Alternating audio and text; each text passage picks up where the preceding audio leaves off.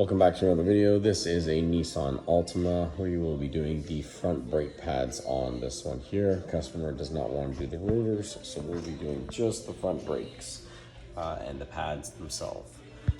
First things first, you will need to crack all the bolts loose. It is a 21mm socket to remove the 5 on this side and 5 on the other side. So crack them loose before you lift it up and then jack it up accordingly and safely. Once you've done that, then you can proceed by removing the nuts off the wheels to remove them.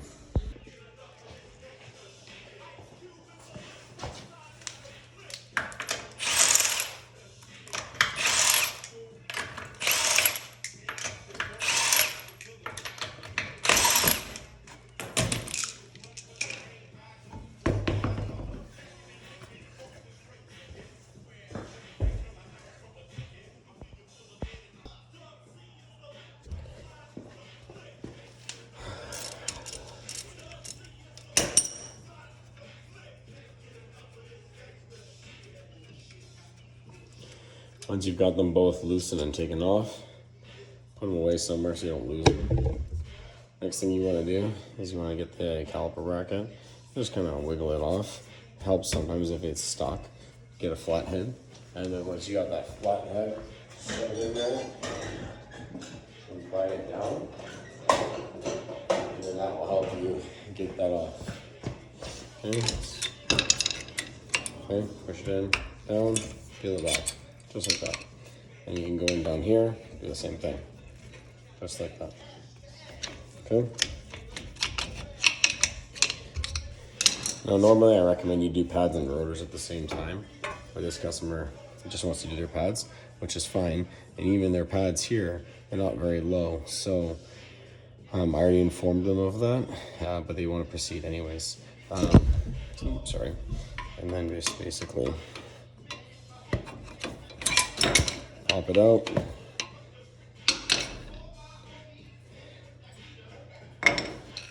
Also, I noticed that the squealer for this pad was put on the front when it should go on the back.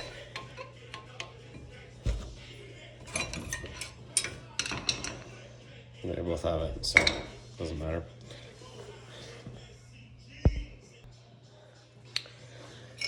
So you've got the squealer on the front and the back here, so you can just put her in there.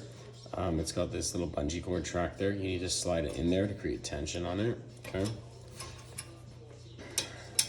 I've already done the back side.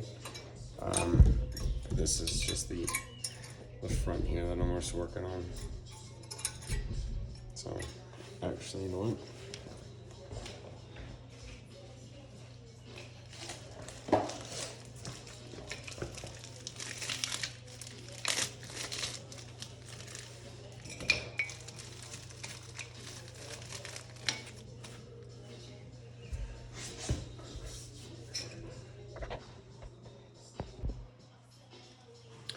So I've already done the pads in the back and put the squealer on the top where it should go. This one doesn't have a squealer on this side. So the easiest way to do is kind of push it into the top up here. And once you got it here, get it in the track down below. And then just kind of wiggle, push it in, okay? Now I always get easy slide stuff to put on the brake pads to help to avoid kind of any squealing or anything like that that you can get. Especially when the pads aren't of good quality. These were customer supplied ones and I don't use this brand. I like using better quality ones, but I also do a lot of customer supplied parts installations, so I just don't warranty any of the parts and the labor because it's their parts that they want installed. So I just kind of basically put on a coating like that, and then up here you just need a C-clamp bracket. Sorry, yeah, you need a C-clamp, and then you just put a pad in here like this. And then I just basically use that C-clamp and just recoil that piston back in there, having your brake reservoir up top under the engine bay open, and just monitor it when you push it back in there. Make sure it doesn't overfill and stuff like that. And that's pretty much it, how you do that one. It's very straightforward. I will show you the setup I have for the C-clamp here in a second, but yeah, that's pretty much it. Alright, so just so you guys can see the setup, so you got your C-clamp on there, okay? You got a pad there to help compress it back and literally just spin it.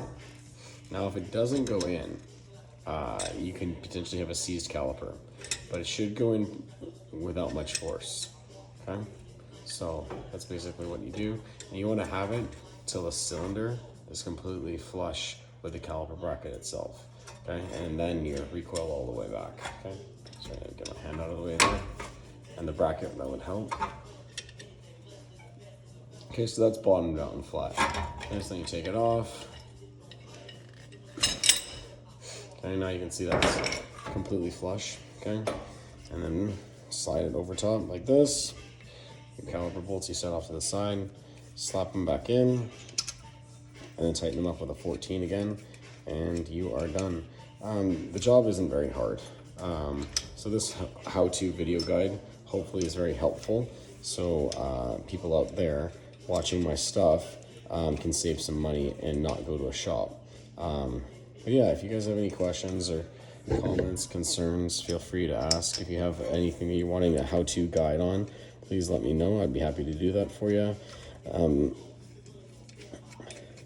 These bolts are being a little awkward to get in there, but basically you guys get the gist of the idea of it, right?